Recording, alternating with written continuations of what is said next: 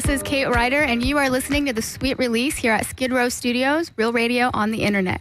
So tonight is my very first show, and I'm very, very excited to share it with you. I've been working so hard, and finally I'm here exposing my entire self to you, and it's going to be a really good time. This show is really about pushing myself to the next level, and not just sexually speaking, but in general. I want to share all my sex adventures with you. I want to have a lot of crazy guests on the air. I just want it to be a really good time, and I really want to connect with you guys on a personal level. I want you guys to laugh with me and learn with me and grow with me sexually, and I think it's going to be a really good time.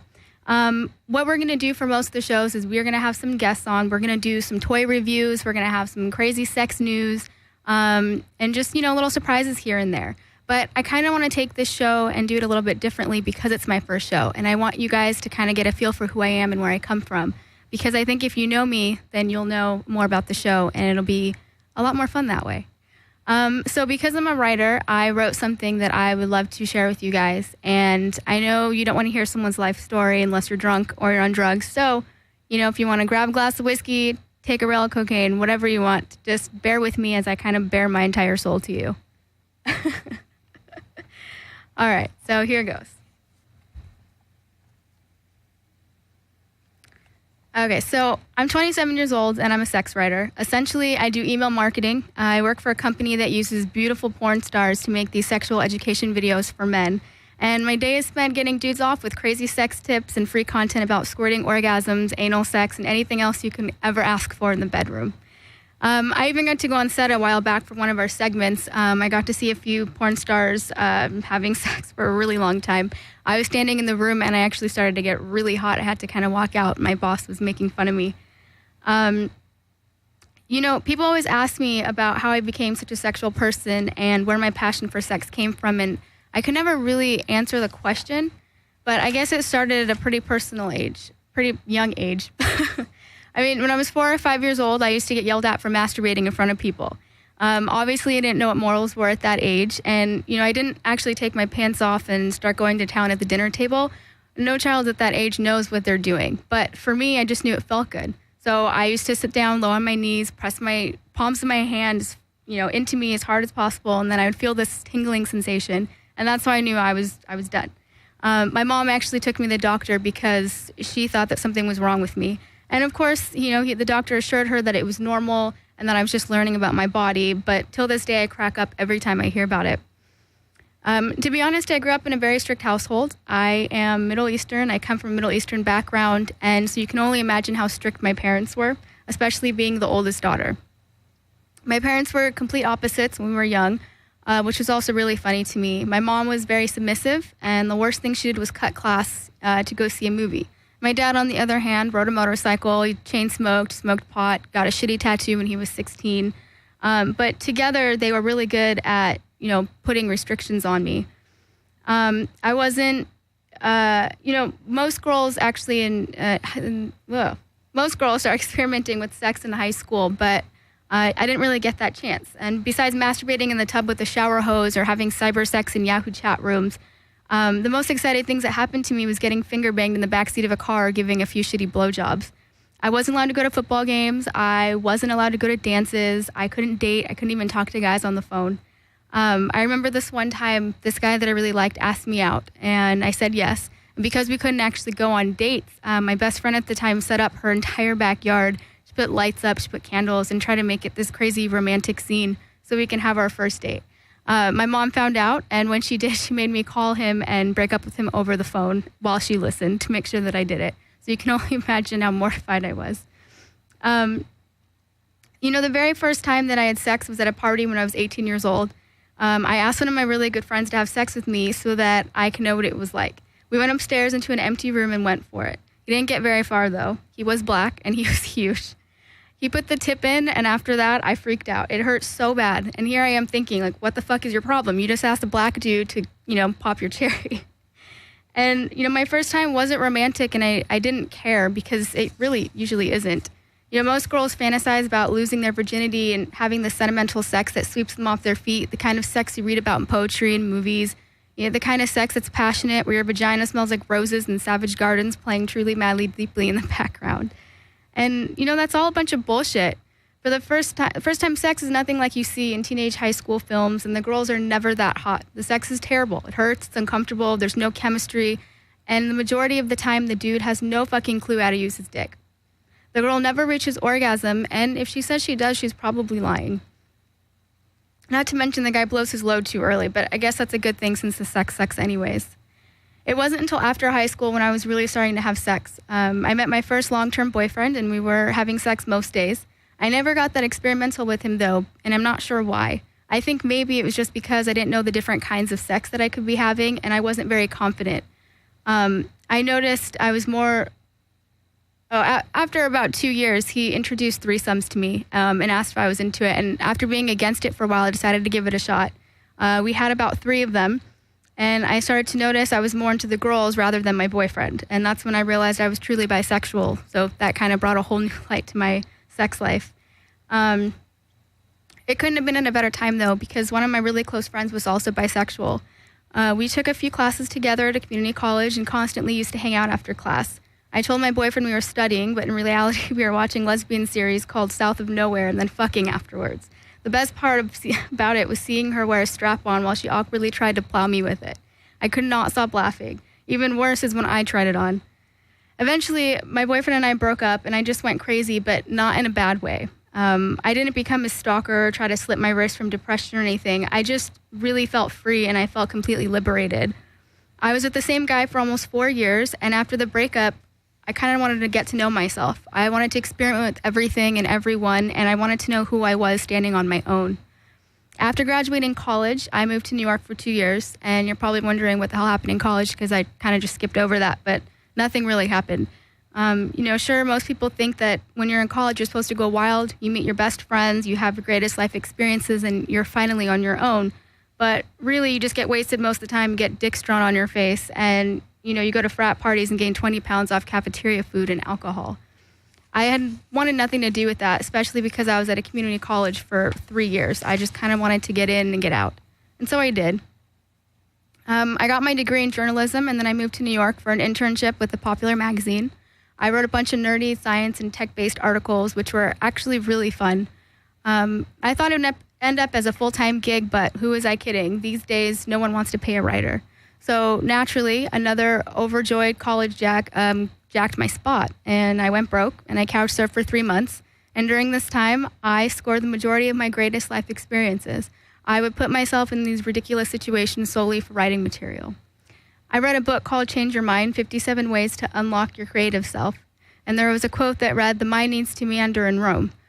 Without freedom, it ends up in unusual places, creating new worlds, new ideas, and new inventions." Well, I did just that, but I took it to a whole other level. If I could rewrite the book, I would have titled it Change Your Body, 57 Ways to Unlock Your Inner Slut. I'm totally kidding, by the way. I haven't actually fucked 57 people, just 56. No, for real. My sex count's actually pretty low, and I'm proud of that. But I'll admit I was a little more promiscuous than I used to be. I had the time of my life. I dated a lot. I got high on the highest rooftops in New York. I got blown out and had dance-offs with gay men. I was drunkenly passed out on the subway until the sun came up.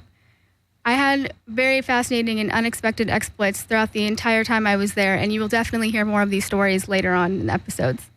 Anyway, I started to work 3 jobs, and I worked my ass off to support myself, but you can only imagine how fast that got old.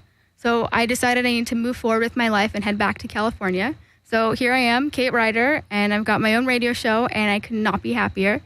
So now that I've pretty much, put all the cards on the table and you know exactly who I am, I hope that, you feel a little more comfortable with who I am. And when you're listening, everything makes a little more sense. We are going to go ahead and take a break because I need to have some more drinks.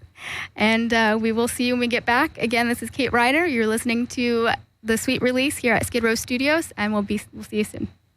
Orale, this is for our Britt Reeves, who's in a big slam pit in the sky, Holmes. This is a game we used to play. The name of this game's called Uno, Dos, Ecasio!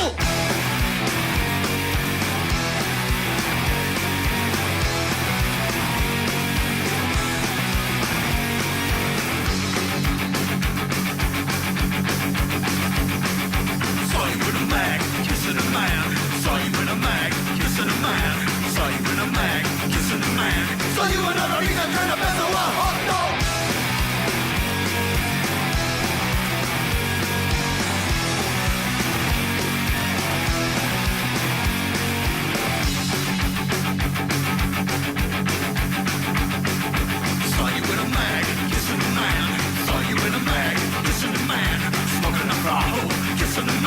soy una revista que no empezó a hondo.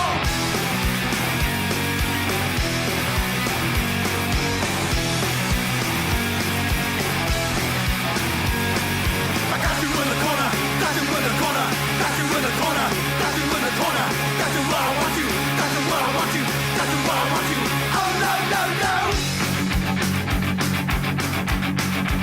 Orale, Cookie, go for a little bit of that Carlos Santana.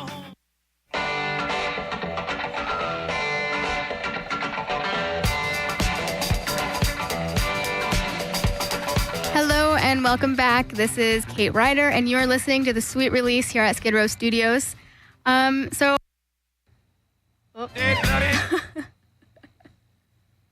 good. That's okay. I'll just keep going. Okay. The rise and following me. You're about to break the day. She came in and she drove away. Hello, this is Kate Ryder. So glad you guys are still listening. At least I hope you are. This is the Sweet Release, and you're listening to Skidrow Studios, or here at Skidrow Studios. Anyway, as promised, I told you I was going to tell you some personal stories. So one of my favorite stories, actually, I'm going to tell you now, and it's about butt plug going terribly wrong. So it was the first time that this guy I was with. I was dating him for a really long time, and him and I decided to try a butt plug since we were into anal sex and all that. So we went shopping for one, and I don't know if you've ever tried to look for a butt plug, but there are a ton of them, all different sizes. They're kind of scary, actually. So I kind of went and grabbed the smallest one of the 6 that we saw. And I wish I had it here to show you, but if you ever see a butt plug, they have little flaps on the ends. So it's kind of like, skinny on the top, and it gets a little fatter. And then on both sides, there's like little flaps so that it doesn't go all the way up your ass. So we get this red one, we take it up to the counter, and, the guy puts the battery in it, vibrates, telling us how to use it. And, my boyfriend at the time was just bright red because he never actually went with me to buy any sex toys. We took it home, and a few nights later, we decided to bust it out and start going. So we're sitting there on his bed, and I turn over, and he's like, all right, are you ready? I said, yes. So he puts it in slowly. And if you've never used a butt plug before, even though they can be really small, they can kind of be really uncomfortable just because they get fatter at the end. So he slowly puts it in, and, it feels fine, but I'm kind of trying to get used to it because it's just like chilling in my ass, and you're not really used to something just kind of hanging out. So he puts it all the way in, and the flaps are right against, my butthole pretty much. So it's very comfortable. And we start going for it. We just start messing around, having some foreplay, and then we get into having sex. I eventually get on my back, and he's fucking me, regular with the butt plug still there. And all of a sudden, I felt this, like, pinching feeling almost. Like, it was a really uncomfortable pain in my lower back, and I had no idea what it was. So I told him to stop, and he's looking at me. He's like, what's going on? Is it not good enough? I'm like, no, it's great. I need to kind of move the butt plug. I think it's starting to bother me. So I reach around, and I try to, grab it, and it's gone. Like, cannot find it anywhere. So I put, a finger in, and I'm like trying to reach in. I was like, holy shit, where's this? No pun intended, by the way. Where is this butt plug? Where did it go? I feel the tip of it, and it literally got sucked into my anal cavity. So I'm trying to explain it to my boyfriend. And we didn't really understand what was happening. He's like, well, just, take it out. I was like, I cannot reach it. Like, literally, I can't get up there. So he has me turn over, and he's like, okay, I'm going to try. So just like slowly kind of push out, and I'll try to, take it out. So he's sitting there trying, and he's basically almost got a full hand in there trying to get it out. And I'm in so much pain, and I'm crying, and I'm laughing hysterically. And then I can't breathe because I feel like I'm going to have to go to the hospital. And here I am like, dude, I can't go to the hospital. What am I going to do? I'm going to call my mom and be like, hey, I'm sorry, but I sucked up a butt plug in my ass, and I'm in the hospital. Can you come get me? Like, how do you explain that to your parents?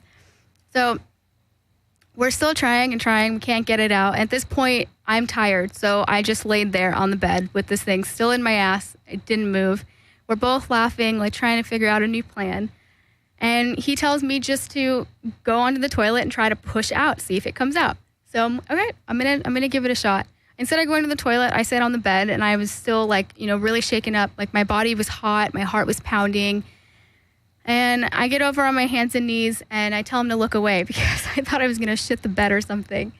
And I'm sitting there and I start to push and I'm just, trying to push out and I'm using my hands to kind of, try to pull it out from behind, but I still can't really get a grab of it because of all the lube. So it kept slipping around. Finally, I'm pushing and pushing and I get a little part of the flap. And as I start to pull it out, it goes right back in. So here I am, like, I feel like there's no hope at all. Don't know what to do. And I just sat there again, and I just told him, we need to go to the hospital. We need to go to the hospital. There's nothing else we can do. So we took another breather, and I decided to try again. And this time, I'm again on my hands and knees, but I'm at the edge of the bed, and he's sitting there next to me telling me to push. I felt like I was giving birth. So here I am pushing and pushing, and I finally get a hold of both flaps, and I pull it out. I cannot tell you how far I threw this butt plug across the room. Until this day, I will never look at it again. It was the most ridiculous experience of my entire life. And I would like to use butt plugs. I really would. I think they're great, but I guess not the small one. Maybe you need a bigger one. I don't know. Anyway, we are going to take another break. When we get back, I have some crazy sex news that I just found out, and it's going to be good.